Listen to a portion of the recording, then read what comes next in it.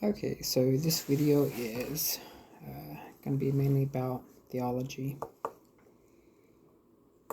pertaining to the Christian version of the Bible. And if we look at Genesis and we go through to about, say, 2.8, in Genesis it talks about God. It says God created this, God created that, God rested on the seventh day, these kind of things. If we go past that and we go past, like, say, 2.8, it talks about Lord God. Kind of interesting. I think they're two very separate things myself. But if we look at this, and I think this was a New King James version, but it's all about the same. So if we look about the Lord God, the Lord God starts off with kind of a ruler type of subject. So his primary directive, oddly enough, that he tells the man that's been created is, don't eat of that tree, the knowledge of good and evil from man. So we have this Lord God ruler who is hiding the knowledge of good or evil from mankind. I find this very interesting.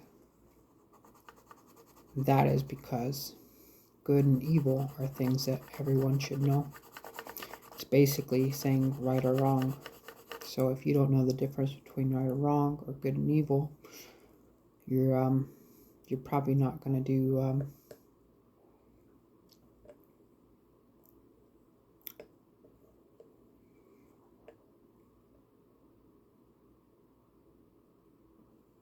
a favor towards really anything, towards society or other people or animals or the earth,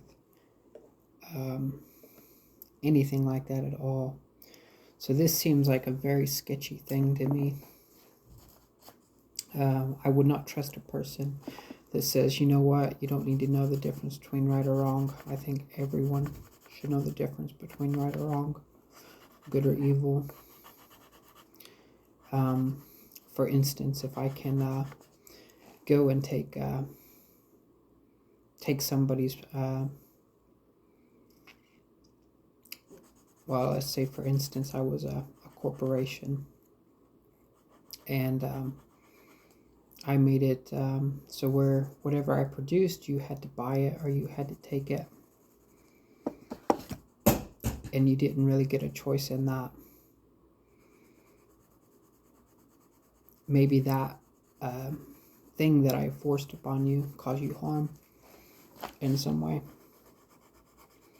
We have a corporation that has committed harm and has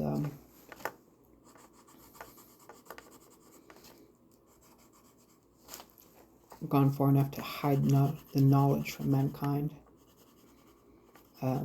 Saying that you can't know what's right or wrong, or know the facts, or know the information. You don't get to look at the data. You don't get to have an opinion. Hiding the knowledge. So to me, anybody that is hiding knowledge of right or wrong, good and evil from me, that person is probably a bad person. I'm just going to put that at that. Something interesting to think about, like who would keep you from knowing right from wrong, and why would somebody do that? Next, we can look at 2.25. I think I don't have, these are some notes. Adam and Eve are talked about as they find out they're naked. They're not, in this passage, they are talked about as they're not too smart.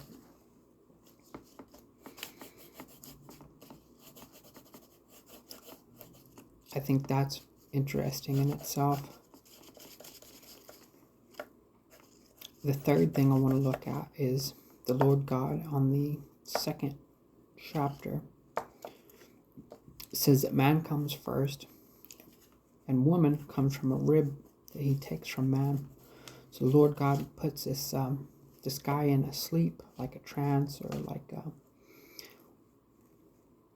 maybe an operation, puts him to sleep, steals a rib, and makes a woman out of the rib. It's interesting. I think it's an analogy, but I'm not quite sure.